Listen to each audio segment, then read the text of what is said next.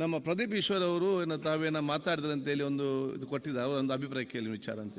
ಪ್ರದೀಪ್ ಈಶ್ವರ್ ನಮಸ್ಕಾರ. ನಿಲ್ವಲ್ ಸ್ವಿಚ್ ಅನ್ನು ಕೊಟ್ಟಿದ್ದಾರೆ ಅವರಿಗೆ ಮಾತಾಡಿ. ವಿರೋಧ ಪಕ್ಷದ ನಾಯಕರಾದ ಆರ್ ಅಶೋಕ್ ಅವರ ವಿರುದ್ಧ ನಾನು ಹಕ್ಕುಚ್ಯುತಿ ಮಂಡಿಸ್ತಿದ್ದೀನಿ.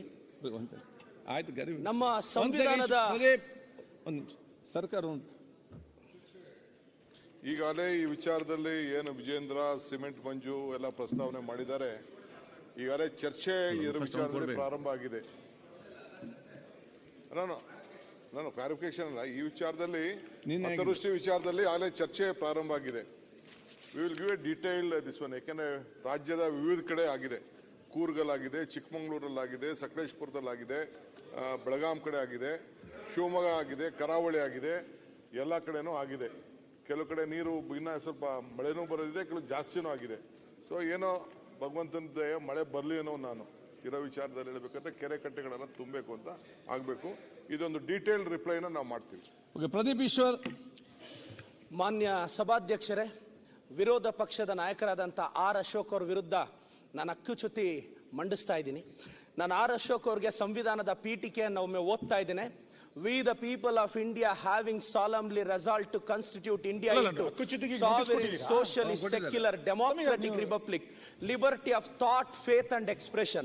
ನಮ್ಮ ಪ್ರಿಯಾಂಬಲ್ ಅಲ್ಲಿ ಫ್ರೀಡಮ್ ಆಫ್ ಸ್ಪೀಚ್ ಬಗ್ಗೆ ಬರೆದಿದ್ದಾರೆ. ಸಾಮಾನ್ಯ ವ್ಯಕ್ತಿಗಳಿಗೆ ಆರ್ಟಿಕಲ್ 19 ವೈಲೇಟ್ ಆದ್ರೆ ಕೋರ್ಟ್ ಅನ್ನ ಮೊರೆ ಹೋಗ್ತಾರೆ. ಒಂದು MLA ಆರ್ಟಿಕಲ್ 194, ನನಗೆ ಅಸೆಂಬ್ಲಿಯಲ್ಲಿ ಒಂದು MLA ಆಗಿ ಮಾತನಾಡ್ತಕ್ಕಂಥ ಫ್ರೀಡಮ್ ಇದೆ. ಮೊನ್ನೆ ಚರ್ಚೆ ನಡೆಯುವಾಗ ಶಾಸಕರು ಬಹಳಷ್ಟು ಪದಗಳನ್ನ ಬಳಸಿದ್ರು, ವಿರೋಧ ಪಕ್ಷದ ನಾಯಕರು ಕೆಲವು ಪದಗಳನ್ನ ಬಳಸಿದ್ರು. ಖಂಡಿತವಾಗೂ ಆ ಪದಗಳಿಂದ ನನಗೆ ಬೇಸರ ಆಗಿದೆ ಅಂತ ನಾನು ಇದನ್ನ ಮಾತಾಡ್ತಿಲ್ಲ. ಆದರೆ ಅವ್ರಿಗೆ ಅಂತ ಪದಗಳನ್ನ ಹೊಸ ಶಾಸಕರ ವಿರುದ್ಧ ಬಳಸಿದ್ರೆ ಒಂದು ಹೊಸ ಶಾಸಕರ ಕನಸುಗಳು ಇಟ್ಕೊಂಡು ವಿಧಾನಸೌಧಕ್ಕೆ ಬಂದಿರ್ತಾರೆ. ಅಂಜನಮ್ಮನವ್ರ ಮಗ ಆರ್ ಅಶೋಕ್ ಅವರು ವಿಧಾನಸಭೆಗೆ ಬಂದಾಗ ಅವ್ರ ತಾಯಿಯವ್ರು ಎಷ್ಟು ಸಂತೋಷ ಪಟ್ಟಿರ್ತಾರೋ, ಆದರೆ ನಾನು ವಿಧಾನಸಭೆಗೆ ಬಂದಾಗ ಆ ಸಂತೋಷ ಪಡಕ್ ನನ್ನ ತಂದೆ ತಾಯಿ ಇರಲಿಲ್ಲ. ಒಂದು ಸರ್ಕಾರಿ ಆಸ್ಪತ್ರೆಯಲ್ಲಿ ಚಿಕಿತ್ಸೆ ಸಿಗದೆ ತಂದೆಯನ್ನ ಕಳ್ಕೊಂಡು ಪೋಸ್ಟ್ ಮಾರ್ಟಮ್ ಕಿಟಕಿಯಲ್ಲಿ 12 ತಾಸು ವೆಯ್ಟ್ ಮಾಡಿದಾಗ ಅಂತ ಒಂದು ಮೂಮೆಂಟ್ ಅಲ್ಲಿ ಪ್ರದೀಪ್ ಈಶ್ವರ್ ಅನ್ನೋ ವ್ಯಕ್ತಿತ್ವದ ಅಗ್ರೆಸಿವ್ನೆಸ್ ಹುಟ್ಟುತ್ತೆ. ಅದಾದ ನಂತರ ಬಡತನ ಕಣ್ಣೀರು ಸುರಿಸಿ ವಿಧಾನಸೌಧದವರೆಗೂ ಬಂದಿದ್ದೀವಿ.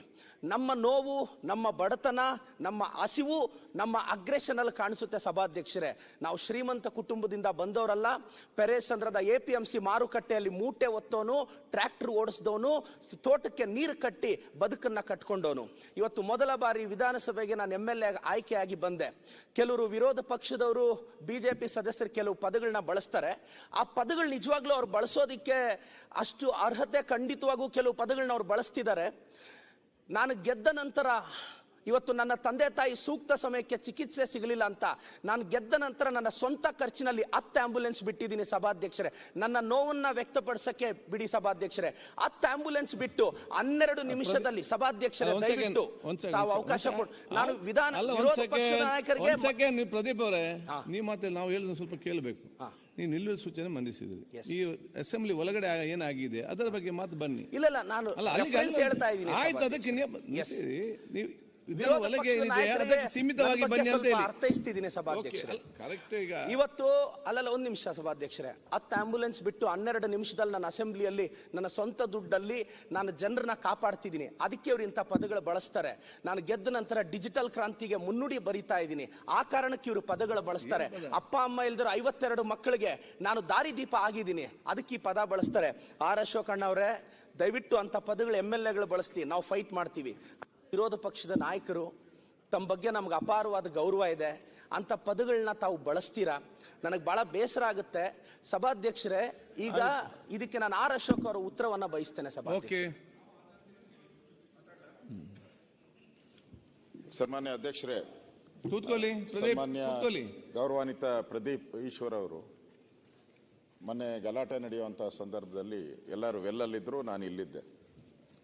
ಆ ಸಂದರ್ಭದಲ್ಲಿ ನಾನು ಕೆಟ್ಟ ಪದ ಉಪಯೋಗ ಮಾಡಿದ್ದೀನಿ ಅಂತ ಅವರು ನನ್ನ ಬಗ್ಗೆ ನಿಮಗೆ ಅವಾಚ್ಯ ಶಬ್ದಗಳು, ಕೆಟ್ಟ ಅಂದ್ರೆ ಅದನ್ನೇ ಅವಾಚ್ಯನೇ ನಿಮ್ಮ ಲೆಕ್ಕದ ಅಂತ ಹೇಳಿದ್ದಾರೆ. ನಾನು ಇಲ್ಲಿ ದಾಖಲೆಗಳನ್ನೆಲ್ಲ ಕೇಳಿದೆ. ನಾನು ದಾಖಲೆಗಳಲ್ಲಿ ನಾನೇ ಇಲ್ಲ, ಇಲ್ಲಿ ಯಾವುದೂ ಇಲ್ಲ. ದಾಖಲೆಗಳಲ್ಲಿ ಯಾವುದು ಕೂಡ ನಾನು ಆ ಥರ ಪದ ಬಳಸಿರೋದು ಇಲ್ಲ. ಬೇಡ ಬೇಡ, ಯಾಕೆ ಪಾಪ, ಅವರು ನಮ್ಮ ಹುಡುಗನೇ, ಅವನು ಆ ಥರದ್ದು ಯಾವುದೂ ಇಲ್ಲಿ ಇಲ್ಲ. ನಾನು ಅದನ್ನು ದಾಖಲೆ ಏನು ಇಲ್ಲ ಅಂತ ಹೇಳಿದ್ದಾರೆ. ಅದರಿಂದ ಈಗ ಪ್ರದೀಪ್ ಈಶ್ವರ್ ಅವರು ರೋಷ ವೇಷದಲ್ಲಿ ಭಾಷಣ ಮಾಡೋ ಬಹಳಷ್ಟು ಪದಗಳು ಅವರು ಉಪಯೋಗ ಮಾಡಿದ್ದಾರೆ. ಅವರು ಬಹಳ ದೊಡ್ಡ ದೊಡ್ಡ ಪದಗಳನ್ನೇ ಉಪಯೋಗ ಮಾಡಿದ್ದಾರೆ. ನಾವೇನು ಅದನ್ನು ಪ್ರಶ್ನೆ ಮಾಡಿಲ್ಲ. ಆದರೆ ನಾನು ಹೇಳಿರೋದು ಯಾವುದು ರೆಕಾರ್ಡಲ್ಲಿ ಹೋಗಿಲ್ಲ, ಯಾವುದು ರೆಕಾರ್ಡಲ್ಲಿ ಇಲ್ಲ. ಅಕಸ್ಮಾತ್ ಇದ್ದರೆ ನಾವು ಹೇಳ್ದಂಗೆ ಅದನ್ನು ದಯವಿಟ್ಟು ತೆಗೆಸಿ, ತಪ್ಪಾಗಿದ್ರೆ ತಪ್ಪೇ, ಪ್ರಶ್ನೆನೇ ಇಲ್ಲ. ಈಗ ನಿಲ್ಲಮ್ಮ ಪ್ರದೀಪ್, ಒಂದು ನಿಮಿಷ. ಈಗ ಪ್ರತಿಪಕ್ಷ ನಾಯಕರು ಅವರ ಕ್ಲಾರಿಫಿಕೇಶನ್ ಕೊಟ್ಟಿದ್ದಾರೆ, ತಾವು ನಿಮ್ಮ ವಿಚಾರ ಹೇಳಿದ್ದೀರಿ. ಒಂದು ಸೆಕೆಂಡ್ ಮಾತಾಡಲಿಕ್ಕೆ ಅವಕಾಶ ಕೊಡಿ. ನಾನೀಗ ಇದ್ದಂತ ನೋಡಿ, ಈಗ ಮಾತಾಡುವಾಗ ಸ್ಪೀಕರ್ ಹತ್ರ ಅವಕಾಶ ಕೇಳ್ತೀವಿ, ಸ್ಪೀಕರೇ ಮೆಂಬರ್ ಹತ್ರ ಅವಕಾಶ ಕೇಳಿಸ್ತೀವಿ ಬಂದ್ಬಿಟ್ರೆ.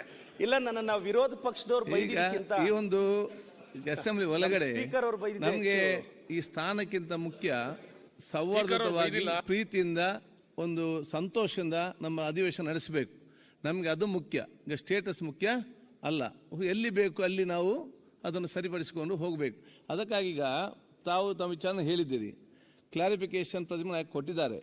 ನಾನು ಬಹುಶಃ ಅದರ ರೆಕಾರ್ಡ್ ಏನಿದೆ, ರೈಟಿಂಗ್ ರೆಕಾರ್ಡ್ ಏನಿದೆ, ಪ್ಲಸ್ ಆಡಿಯೋ ರೆಕಾರ್ಡಿಂಗ್ ಏನಿದೆ, ನಾನು ತರಿಸಿ ನೋಡಿಕೊಂಡು ಮತ್ತೆ ನಿಮ್ಮನ್ನು ಕರಿತೇನೆ, ಮತ್ತೆ ಕ್ಲೂರಿಂಗ್ ಕೊಡ್ತೇನೆ.